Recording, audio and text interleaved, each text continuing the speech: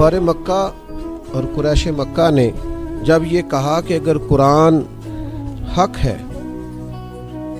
تو پھر ہم پر آسمان سے پتھر یا دردناک عذاب کیوں نازل نہیں ہوتا، کیونکہ وہ منکر تھے، ان کا کہنا یہ تھا کہ اگر قرآن سچا ہے تو پھر ہم پر عذاب نازل کیوں نہیں ہوتا، اور وہ اس کا مطالبہ کرتے تھے کہ اگر آپ سچے ہیں تو معاذ اللہ ہم پر عذاب نازل ہو جانا چاہیے، چونکہ ہم انکاری ہیں۔ تو اللہ تبارک و تعالیٰ نے ان کے مطالبے کے باوجود ان پر عذاب نازل نہ کیا قریش مکہ پر،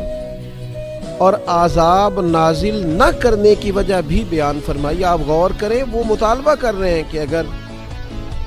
قرآن سچا ہے اور ہم اس کے انکاری ہیں تو ہم پر عذاب نازل کیوں نہیں ہوتا، تو اللہ تعالیٰ نے عذاب نازل نہ کرنے کی دو وجوہات بیان فرمائی۔ فرمایا وَمَا كَانَ اللَّهُ لِيُعَذِّبَهُمْ وَأَنْتَ فِيهِمْ، اللہ کا کام نہیں کہ انہیں عذاب دے جبکہ محبوب آپ ان کے درمیان موجود ہیں۔ سب سے بڑی وجہ یہی ہے کہ اے محبوب آپ ان کے درمیان موجود ہیں، آپ کے ہوتے ہوئے عذاب ہو جائے، یہ نہیں ہوگا۔ رسول رحمت صلی اللہ تعالی علیہ وسلم موجود ہیں تو عذاب نازل نہیں ہوگا۔ پھر فرمایا وَمَا كَانَ اللَّهُ مُعَذِّبَهُمْ وَهُمْ يَسْتَغْفِرُونَ،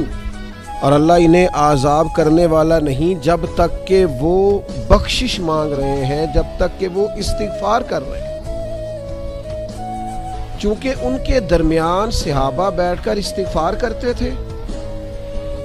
اللہ تبارک و تعالیٰ نے ان پر عذاب نازل نہیں فرمایا۔ ایک تو یہ کہ نبی کریم علیہ السلام موجود ہے، اور دوسرا حضور کے غلام وہاں استغفار کرتے ہیں۔ اللہ تعالیٰ نے فرمایا کہ جب تک تم میں استغفار کرنے والے لوگ موجود ہیں تم پر عذاب نازل نہیں ہوگا۔ نبی پاک صلی اللہ تعالیٰ علیہ وسلم نے فرمایا اللہ تعالیٰ نے مجھ پر دو امن والی آیتیں نازل فرمائی ہیں، ایک وَمَا كَانَ اللَّهُ لِيُعَذِّبَهُمْ وَأَنْتَ فِيهِمْ، اور ایک وَمَا كَانَ اللَّهُ مُعَذِّبَهُمْ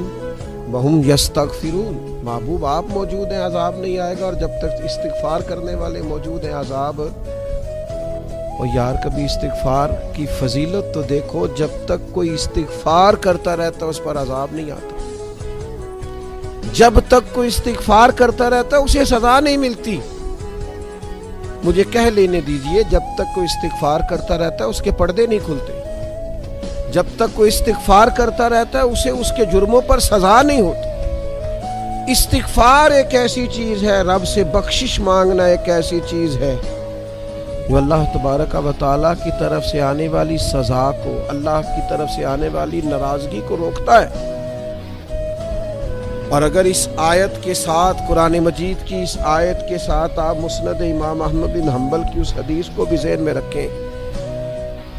جو حضرت ابو سعید خدری رضی اللہ تعالیٰ عنہ سے مروی ہے کہ رسول اللہ صلی اللہ تعالیٰ علیہ وسلم نے ارشاد فرمایا کہ شیطان نے کہا تھا کہ اے میرے رب مجھے تیرے عزت اور جلال کی قسم، جب تک ان بندوں کے جسموں میں روحیں ہیں میں انہیں گمراہ کرتا رہوں گا۔ تو اللہ تبارک و تعالیٰ نے فرمایا مجھے بھی اپنی عزت اور جلال کی قسم، جب تک وہ مجھ سے استغفار کرتے رہیں گے میں بھی انہیں معاف کرتا رہوں گا،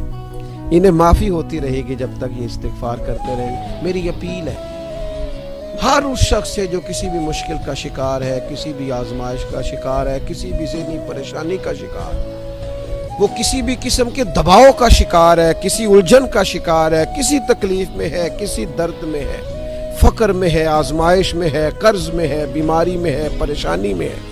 وہ اپنے رب کی بارگاہ میں استغفار پڑھے، استغفر اللہ ربی من کل ذنب واتوب الیہ، کثرت کرے، نہیں تو استغفر اللہ استغفر اللہ استغفر اللہ کثرت سے پڑھے۔ کسی بھی صورت میں اپنے مالک کے حضور استغفار کرتا رہے، کرم ہوتا رہے گا، رحمت ہوتی رہے گی، بخشش ملتی رہے گی، اللہ درگزر فرمائیں گے۔ اللہ تبارک و تعالی ہمیں جڑ جانے کی توفیق عطا فرمائے۔